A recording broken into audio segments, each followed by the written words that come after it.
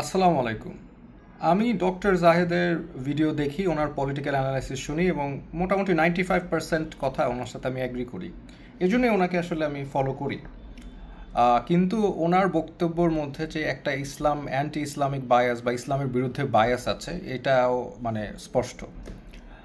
এখন উনি রিসেন্টলি একটা ভিডিও তৈরি করেছেন যেখানে উনি বলছেন যে যারা ওনাকে এই ধরনের কথা বলেন সেটা আসলে সঠিক না। উনি বলছেন যে উনি অ্যান্টি ইসলামিক না বা এরকম কিছু না। আমি অ্যাগ্রি করি উনি হয়তো বা না, কিন্তু ওনার ভিতরে যে ইসলাম মানে একটা ইসলামের বিরুদ্ধে একটা বায়াস আছে সেটা হয়তো বা উনি নিজেই বুঝতে পারেন না। কারণ যার গায়ে গন্ধ সে তো আসলে বুঝতে পারে না তার গায়ে গন্ধ। তা আমি ওনার রিসেন্টলি যে ভিডিওতে উনি বলছেন যে ওনার ইসলামের এগেনস্টে কিছু নেই বা এরকম কিছু, সেইখানেই আমি উদাহরণ দিতে পারবো ওনার ইসলামের প্রতি বায়াস। আমি আশা করি উনি বিষয়টা পজিটিভলি নেবেন। আমি ওনাকে আপনাদের ভিডিওটা দেখাচ্ছি। সো এই যে ইসলামকে নিয়ে, ইসলাম ধর্ম আর ইসলামিজম একই জিনিস না, ইসলামিস্ট একই জিনিস না। ওটা রাজনৈতিকভাবে আসা। কেউ কেউ বলেন যে ইসলামের রাজনৈতিক সব কিছু আছে, ইসলামিক রাষ্ট্রের কনসেপ্ট আছে। ডিবেটে ঢুকছি না। দেখেন, প্রথম কথা হচ্ছে এবং সবচেয়ে গুরুত্বপূর্ণ কথা হচ্ছে ইসলামিজম বলে কিছু নেই দুনিয়াতে। ইসলামিজম বলে কিছু নেই। There is no such thing as Islamist. আপনি আলজেরিয়া থেকে ইন্দোনেশিয়া পর্যন্ত যান, পুরা মুসলমান ইতিহাসে কোনো ইসলামিক স্কলার ইসলামিজম টার্মটা ইন্ট্রোডিউস করে নাই। এটা সম্পূর্ণ পশ্চিমের সৃষ্টি, যেটা দিয়ে মুসলমানদের বিরুদ্ধে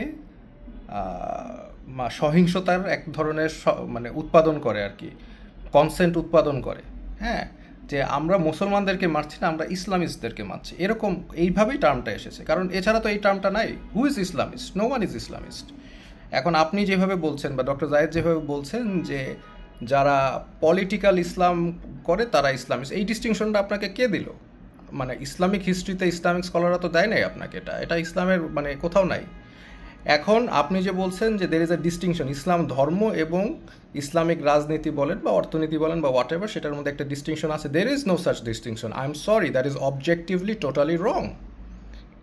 একটা মানে এখানে আমি আবারও বলছি, বারবার স্পিসি বলতে চাচ্ছি যে এরকম কোনো এভিডেন্স নাই যেখানে একজন মুসলমান they can at the same time practice their religion and মানে সেখানে আবার কিছু পার্ট আল্লাহর দেওয়া, for example Islamic economic system, Islamic political system, Islamic legal system, এই সবগুলো মানার পরেই সে মুসলিম। এখন এগুলো সব আমার ধর্মের মধ্যে আছে। এখন আমি কি করব বলেন?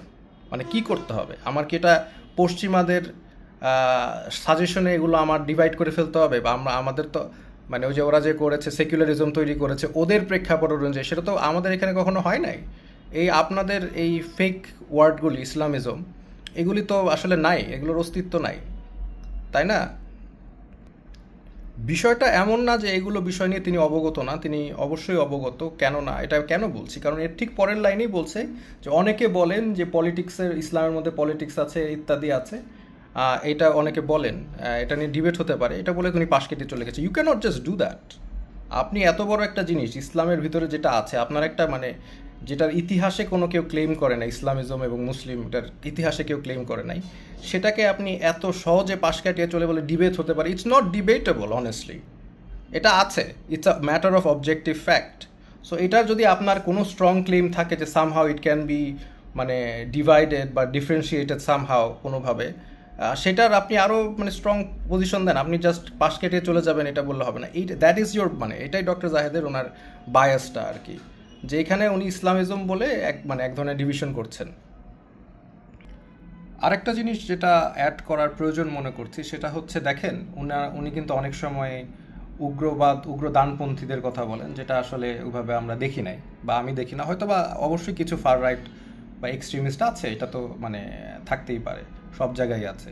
কিন্তু ওই যে উগ্র বামপন্থীরা যারা আমাদেরকে মৃত্যু হুমকি দিল, যেই ছেলেটা মানে তার ম্যানিফেস্টোতে লিখেছে সে থানায় বম্বিং করবে, তাকে যে অ্যারেস্ট করা হলো না বা হয়নি, তো সেটা নিয়ে কিন্তু ওনারা কখনো কথা বলবেন না। উগ্র বামপন্থীরা যারা আপনি দেখেছেন রিসেন্টলি, চার্লি কার্ক, সে হচ্ছে ডানপন্থী। ওনার সাথে আমরা কেউই মুসলমানরা এগ্রি করি না, ওইটা আলাদা হিসাব।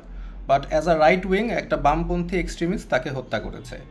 হ্যাঁ, ঠিক একইভাবে আমরা যারা মানে ইসলামিক ভ্যালুজ হোল্ড করি বা আমরা যারা সেন্টার রাইট, তারা কিন্তু অলরেডি ডেথ থ্রেট পাচ্ছে উগ্র বামপন্থীদের কাছ থেকে, কিন্তু এইসব বিষয় নিয়ে ডক্টর জাহেদ কিন্তু কথা বলবেন না, ওনারা কেউই বলবেন না। এটাই স্বাভাবিক এবং এটাই হচ্ছে ইসলামের প্রতি বায়াস। কিন্তু ইসলামিস্টরা এক্সট্রিমিস্ট ফার রাইট হয়ে গেছে এগুলো বলবেন।